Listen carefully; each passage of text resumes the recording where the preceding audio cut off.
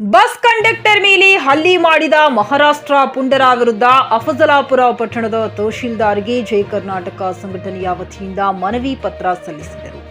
ಕರ್ನಾಟಕದ ಕನ್ನಡಿಗರ ಮೇಲೆ ಹಲ್ಲೆ ಮಾಡುತ್ತಿರುವ ಪುಂಡರ ಮೇಲೆ ಕೂಡಲೇ ಮಹಾರಾಷ್ಟ್ರ ಸರ್ಕಾರ ಕ್ರಮ ಕೈಗೊಳ್ಳಬೇಕು ಎಂದು ಜೈ ಕರ್ನಾಟಕ ಸಂಘಟನೆ ವತಿಯಿಂದ ಎಚ್ಚರಿಕೆ ನೀಡಿದ್ದಾರೆ.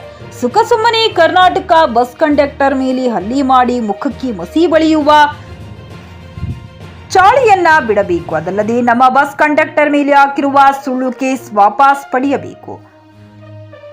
ಎಂಇಎಸ್ ಪುಂಡರ ಗುಂಡಾಗಿರಿಗೆ ಕಡಿವಾಣ ಹಾಕಬೇಕು. ಇಲ್ಲದಿದ್ದರೆ ಜಯ ಕರ್ನಾಟಕ ಸಂಘಟನೆ ವತಿಯಿಂದ ದೊಡ್ಡ ಪ್ರಮಾಣದಲ್ಲಿ ಉಗ್ರವಾದ ಹೋರಾಟವನ್ನ ಮಾಡಬೇಕಾಗುತ್ತದೆ ಎಂದರು. ಈ ಸಂದರ್ಭದಲ್ಲಿ ಜಯ ಕರ್ನಾಟಕ ಸಂಘಟನೆಯ ತಾಲೂಕು ಅಧ್ಯಕ್ಷರಾದ ನಿಂಗರಾಜು ಕಟ್ಟಿಮಣಿ, ಉಪಾಧ್ಯಕ್ಷರಾದ ಮೌಲಾಲಿ ಪಟೇಲ್, ಗೌರವಾಧ್ಯಕ್ಷರಾದ ಬಸಲಿಂಗಯ್ಯ ಹಿರೇಮಠ್, ಕುಮಾರಸ್ವಾಮಿ ಪರಶುವಡ್ಡರ್, ರಫೀಕ್ ಗತ್ತರಗ ಸೇರಿದಂತೆ ಹಲವು ಗಣ್ಯರು ಉಪಸ್ಥಿತರಿದ್ದರು. ಸೈಫನ್ ಮುಲ್ಲಾ, ಟಿಕಿ ನ್ಯೂಸ್ ಕನ್ನಡ, ಅಫಜಲಪುರ. ಮಾನ್ಯ ಮೇಲಾಧಿಕಾರಿ ಮೂಲಕ ಕರ್ನಾಟಕ ಸರ್ಕಾರದಲ್ಲಿ ಮಾಡ್ತಾ ಇದ್ದೀನಿ.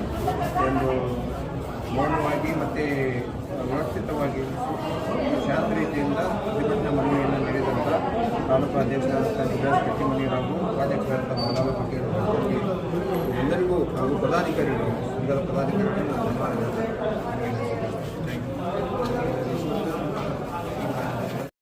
Coat pant, sherwani, suiting, shirting, sari, dress material ಹಾಗೂ ಮದುವೆ ಸಮಾರಂಭಗಳ ಎಲ್ಲಾ ತರಹದ ಬಟ್ಟೆಗಳು ಹೋಲ್ಸೇಲ್ ದರದಲ್ಲಿ ಲಭ್ಯ.